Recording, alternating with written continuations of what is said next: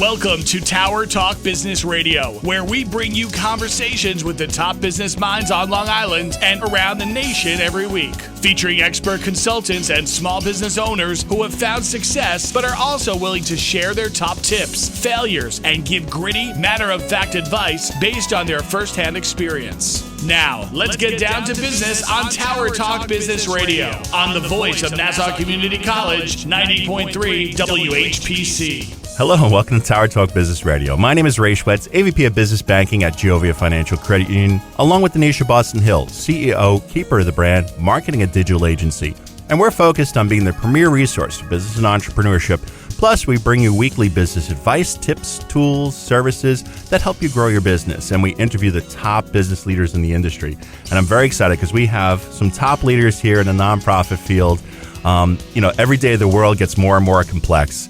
Families have more to deal with. There's bullying, there's abuse, there's addiction, there's trauma, and there's other family crises. And it's hard to know where to turn. And we're grateful for the opportunity to share with you a beacon of hope. Helping provide us with enlightenment on where to turn in times of family crisis is Kathy Rivera. She's the Executive Director, CEO of North Shore Child and Family Guidance Center, as well as Jennifer Rush, Associate Executive Director. Welcome to the show, Kathy and Jennifer. Thank you so much for having us. Oh, my pleasure, my pleasure.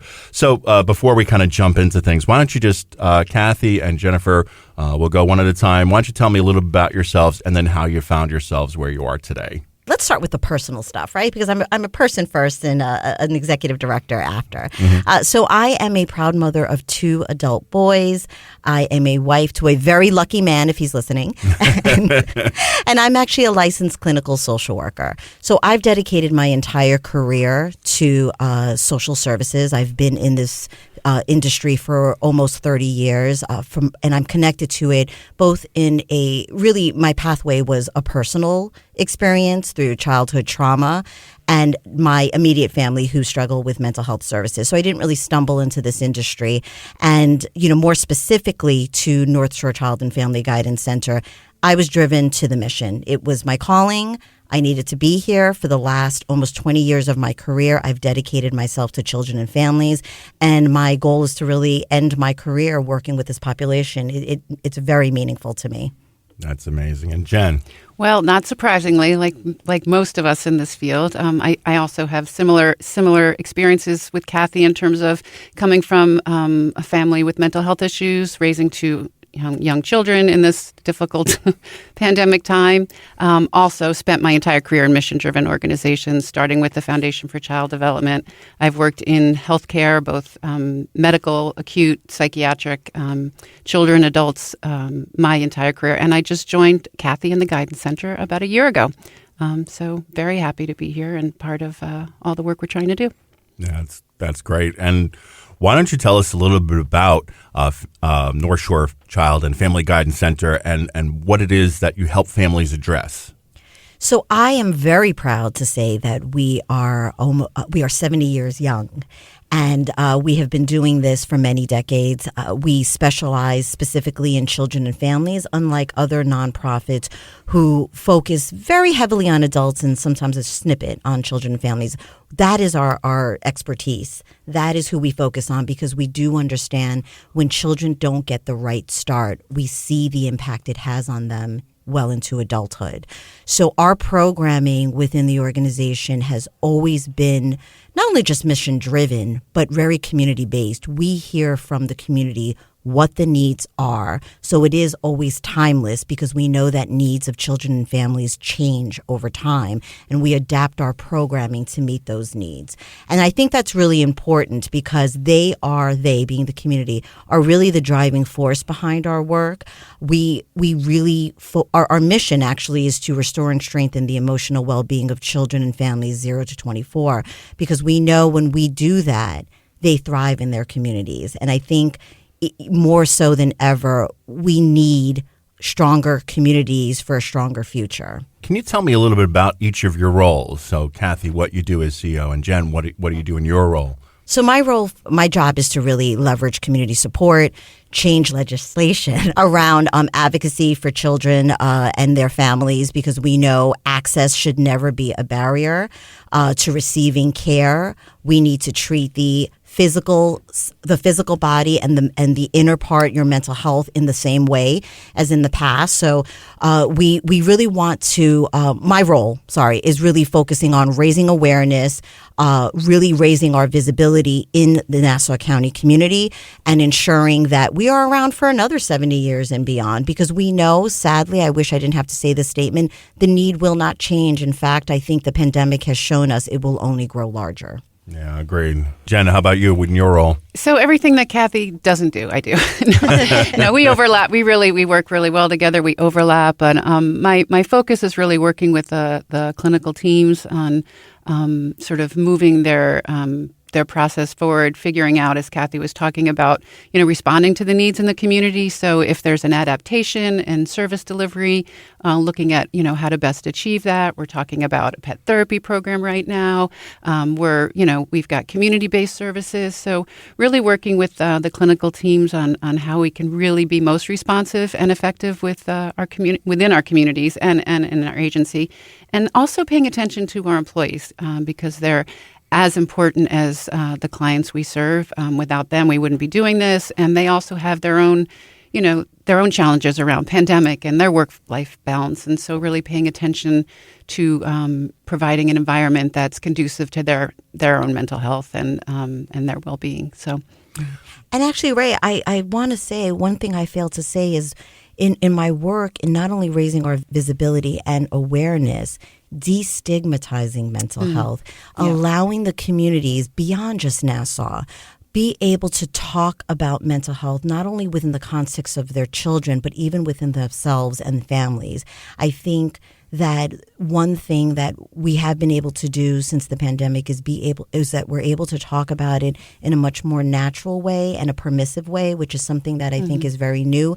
And my focus has been to seize that and really capitalize on that and make it okay to talk about not being okay and finding help for that. And our organization, along with many other organizations that we partner with, are really on that journey to ensure that is achieved. And I think that is so important, that point that you're bringing up, because here's the thing. We're all human. As human beings, we are not perfect. And we know, just like physical health, we always have to work on our mental health. So even someone who is, quote, sound of mind and everything's good, you still need to talk out all those issues. And, like you mentioned with the employees, Jen, employees are dealing with other people's, demons and what's going on inside them. And, that affects them and they need to talk that out with someone. So it's very important that people know who to turn to. Now, you mentioned some of the organizations that you partner with. So can you tell us about some of your partnerships? Yes. So, there's not one nonprofit that can do it all. And we serve children and families. And it's no surprise that often caregivers as adults have their own struggles, as you were mentioning before, Ray. And so we partner with many nonprofits throughout Nassau County to meet the needs of the family holistically and even, several generations beyond the household. We partner with, CASA, for example, the Coalition Against Substance Use, because we do have a drug and alcohol program for adolescents. We partner with many of the schools. We're actually branching out to libraries now because you find families in libraries and there are needs that sometimes surface that you weren't even aware of. We partner with local churches, independent pediatric practices, hospital systems, you name it, we're there. We're trying to get out there because there should be no wrong door for a family who needs help to get to us or to get to the right place when they need it. There's so many nonprofits sort of doing incredible work that just complements the work we do. We have, Camp Good Morning we partnered with. We had just this week, we had youth mentoring services in to talk about their mentorship program and how that we could refer to them. They would refer to us. We have a great relationship with Book Fairies, who everybody knows by now around town. Yep. I love Eileen and Amy and their work. I mean, they're just They're amazing. so And they show up with books for the kids that we see at the Children's Center, which is a court-based program for families that are there, and an educational program. So they show up for us in that way. So there's so many folks that we are able to connect with throughout, on a weekly basis that really just sort of, add to what we can give to families. That partnership is so important because, as you said, Kathy, no nonprofit can do it all. But that said, like, what does your day-to-day look like? Because I'm trying to picture myself in your roles and what it is Monday through Friday. How does your day go? So it ranges, and I think that's the beauty about a nonprofit is that, you really get to, spread your wings and be exposed to everything. It could be from being contacted by one of the local news channels to talk about a shooting and its impact on young children in the community and families. It can be a donor who wants to learn more about our work and help. It can be a family calling and saying, I'm in crisis and I don't know what to do and I need help. And I think with people like Jen and our talented team, we're ready, right? Mm-hmm. We're ready to meet the needs, to answer the calls. I think it's really an honor to be able to do that in a nonprofit. I think that you get to connect with communities in a very different way. And I think that we've been really lucky to have an incredibly generous board and incredibly generous foundations that we've worked with that allow us to do this work each and every day. Now, Jen probably has a crazier day. No, I mean, it's mine's probably a little more structured than Kathy's because it needs to be, right? There's a lot of sort of routine things that need to happen to make sure service delivery works in a way that we hope it works.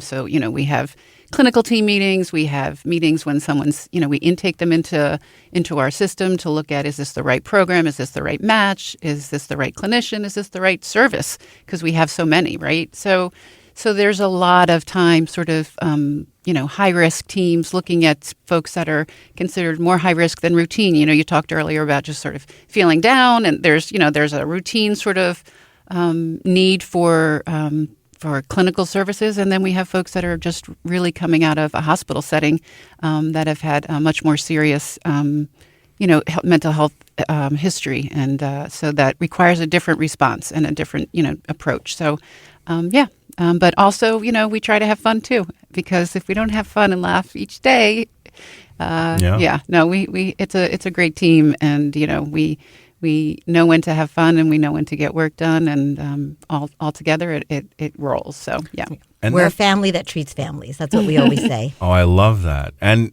see, that's the thing. I think that it's kind of a misnomer. I think because people, when they hear the nonprofit world, they think of the serious work and the mission. And yes, certainly that's true.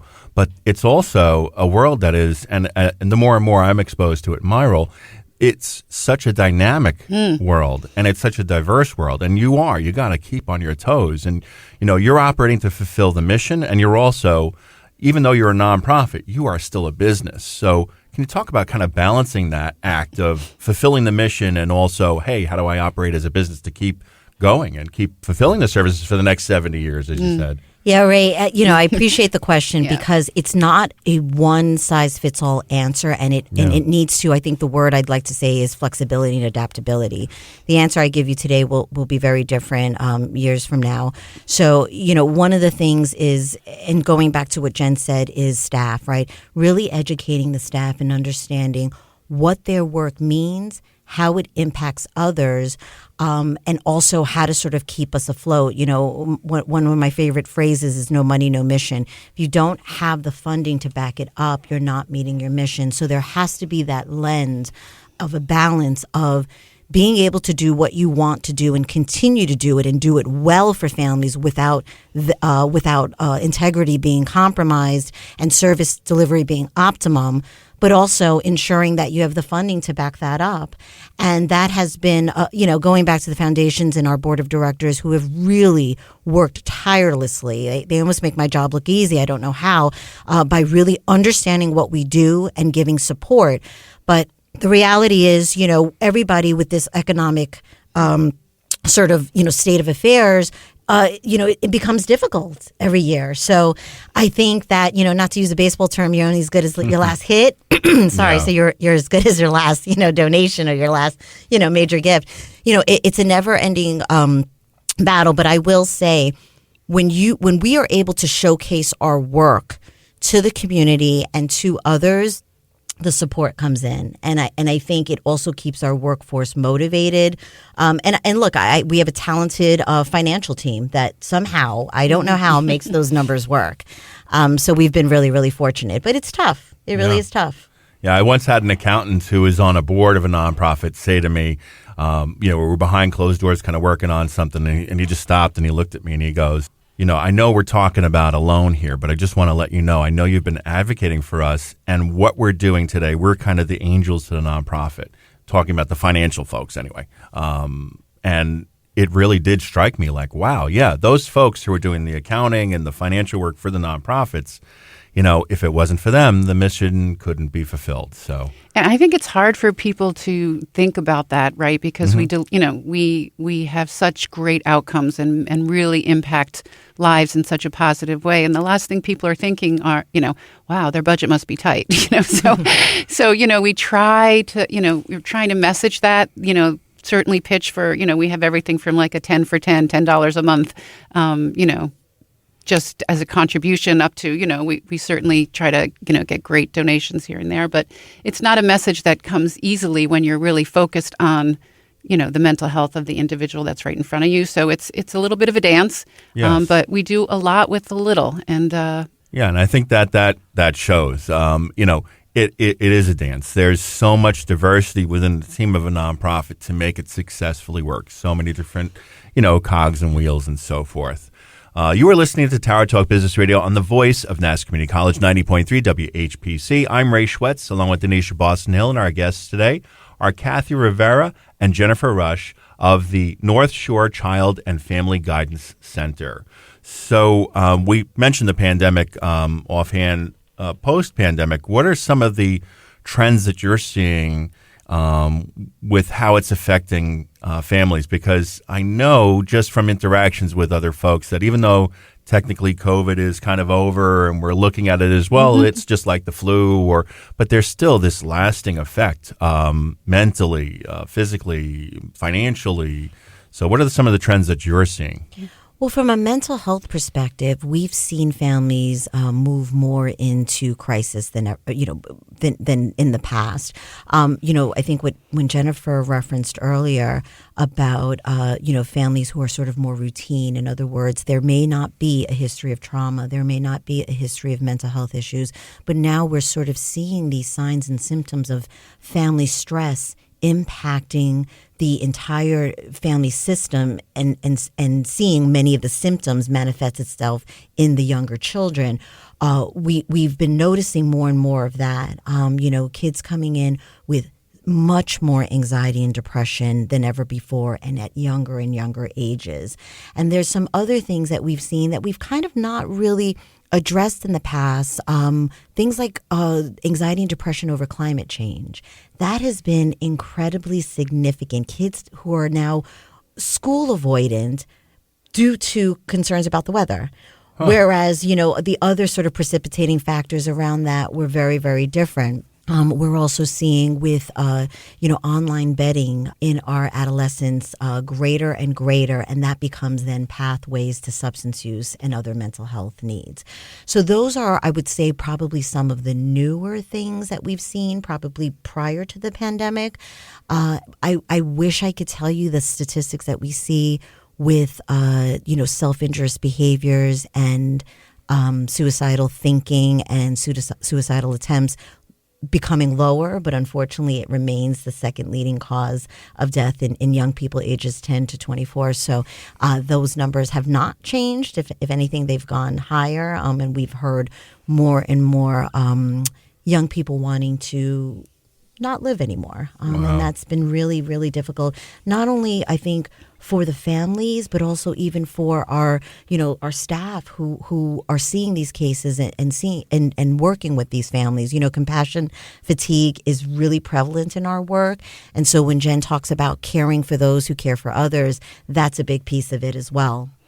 Yeah, the obvious one that we grapple with all the time, that we hear from schools, we hear from everyone's the social media piece, and how adolescents in particular and pre-adolescents are navigating that social media world and the relationship piece. And, that's just continues to be something that we're all grappling with. Yeah, I think that is something that is so hard because it's my generation didn't have that. So I don't necessarily understand it. I don't understand. And it's only through conversations with other parents and folks like yourselves that you start to see, all right, well, these are some new inputs that were never there before, and they're influencing. And it's funny, I see the difference in my neighborhood because there's a group of kids that it's like, I think of the Goonies every time I see them because... Great movie. Yes, and that's what they're doing. They're riding around on bikes. They're playing stickball on the street. The parents don't let them have cell phones. And now they're 12, they're going into middle school, so I'm sure that will change because as, kids become more independent, you need that. So it's a necessary evil, if you will, because, the parents have to be in touch with the kids about when to pick them up, or if they're going out with friends to Starbucks, which seems to happen every week with my kids, every day with my kids, actually. But anyway, the point that I'm trying to make is just it's an entirely new dynamic, and both benefits and, the dark side to that. Yeah, Kathy and I were just at in New York. The governor came and did a presentation on. They did a sort of a walkthrough and a listening tour throughout the state, and that was one of the predominant themes. The social media piece, both from the kids' perspective. I mean, they talked to youth. It wasn't just parents and teachers, youth as well. So they're sort of self-reporting that their troubles navigating it, not just the parents and the teachers. And Ray, to sort of further support what you were saying, one of the identified challenges that the young people had reported during their listening tour was exactly what Jen was saying and what you were saying. They don't know how to socialize. So parents get frustrated, adults get frustrated, schools get frustrated, but kids are saying, I don't have the tools and I don't know how to be in that sort of social setting. I can be behind a screen. I can type something quickly. I can send you, an emoji. I can send you, a TikTok video. But to use my words and also to sit with feelings that can be really uncomfortable or even dialogue that's uncomfortable is foreign to me, and I'm struggling with it. So sometimes it's not, these young people not wanting to do it. They don't have the skills to do it. And, our organization is very mindful in the way we train our staff. We look at that, the way we create realistic goals with the families and the young people about trying to achieve that, because it's not about perfection, it's about progress. Yeah. I mean, there is some common sense to this, how to handle this from a parental perspective. What advice, though, from your perspective, would you give to parents? What are the considerations and what are the things you can tell parents to kind of help their kids and guide them through this? There's some sort of kind of quote best practice approaches to, that are, this is families that are high functioning, right? It's easy to sort of that sit down and have a meal together is to put the phones away, is to limit the time, is to put limits on it, and most importantly, modeling for their kids using it. I mean, a lot of folks come home and from work and they start using it themselves. So modeling, having some limits, and just those are just some of the basic ones. But there's a whole curriculum on sort of how to navigate that wow. we could talk about. Yeah, and I think something really basic, which as a parent and as an adult, I will admit, listening to your kid, ask them for the solutions. I think very often parents want to jump into what they think is best practice and not get the input of their young people. And I think sometimes saying or asking your child, I see this as a problem. What if you were me, what would the solution be? And you'd be surprised at some of the responses these young people will give you. If anything, they'll probably look it up on their phone and say, hey, this is what I think. Well, but you know what? But that's the benefit. Like I said, it's a benefit and a hazard. That's the benefit. They can look up a lot of things, which is sometimes helpful. Right. Well, their feedback also gives you as a caregiver a benchmark as to where they are and what they're thinking. And then you can help with them sort of create a different narrative and expectation as a family, as opposed to just sort of throwing something in there and then having them come along for the ride. So I think it's just kind of a different way of working. Yeah, Partners in planning, so to speak. As a parent, that's probably my biggest faux pas is that I'm solution-based. I'm trying to immediately think of the solution, but you're right. That's how I would handle it, but they're a completely different individual. Yeah, no, I get it. We have more life experience, so we think we know more, and we know what safety looks like, and we know what's best. They have life experience too that I think we often forget, and that's helpful for us because as parents, we forget we're learners and just not teachers. So we have to just sort of remember and keep ourselves in check too, myself included. Me I'm too. guilty. Guilty as charged. Jen, for you, you talked about the employees and obviously work-life balance, especially in this field, is so important. So how do you kind of go through that, and how do you help your staff with that? Just picking up right where Kathy left off is really listening to them. Yeah. Building those relationships and being open to hearing what they have to say. We try to respond to some of, their requests. We try to be flexible where we can. And also just opportunities to celebrate and have fun. We had cake yesterday just because it was a day to have cake and we were all together. Just important to kind of create a culture where people want to come to work and are open to, engaging with each other and how to make it better for all of us. And as comedian Jim Gaffigan says, cake always makes everything better. Well, it does in my world. Absolutely. Yeah, no, it does. Immediately people brighten up. So if there's one thought that you wanted to leave our listener with, what would that one thought be? I'm going to cheat. I'm going to give 3 thoughts if I can just really quickly do that. 3 thoughts is good. Sure. The more the merrier. So, my favorite phrase whenever I talk about the organization is need help or want to help. You can do both. So first with the need help. For anyone who's listening and is in a place wherever they are in their life, whether it's dark or bright, or think that they are the only ones going through it, you are not alone. And if you can reach out to us, if you don't, please reach out to someone within your support system. I guarantee you there is someone who may be going through what you're going through as well or can relate. If you are not going through this and loved what you heard and want to help, please do so. Reach out to us. There's ways to volunteer, donate, be a board member. So there's a variety of things. We're just a phone call away. So please do so. And Jen, where can we find you? 3 locations. So we're in Roslyn and Old Westbury Road. We have a site in Manhasset right from the start, and Leeds Place in Westbury. Yes, and we are at 516-626-1971. Or you can look us up on the website, www.northshorechildguidance.org. Oh, I didn't tell you about the third thing. The third thing is if we have lots of wonderful events throughout the year. We often in the spring have our spring luncheon. Right before the summer, we have our golf event. In the fall, we have our gala, we have our annual, end of year giving, and we also have a wonderful fundraiser for our children's center, which is in Nassau Family Court. So look us up. We have over 20-something programs. We will be there, and we will be there for you. So please reach out to us. We want to thank our guests today, Kathy Rivera and Jennifer Rush of the North Shore Child and Family Guidance Center. Thank you so much for coming on the show and sharing all the great work that you're doing. Thank you for having us. Thank you, Ray. Thanks for having us. I want to leave you with DB's philosophy. So anything that is human is mentionable. Anything that is mentionable can be manageable. When we can talk about our feelings, they become less overwhelming, less upsetting, and less scary. That's from Mr. Rogers. We want to thank you for being with us. My name is Ray Schwetz, along with Boston Hill, your co-host and producers. Visit nccradio.org for more information. We're available on Odyssey, TuneIn, iHeartRadio as a podcast, and iTunes, Android Podcasts, and Spreaker. This has been Tower Talk Business Radio, powered by the voice of Nassau Community College, 90.3 WHPC.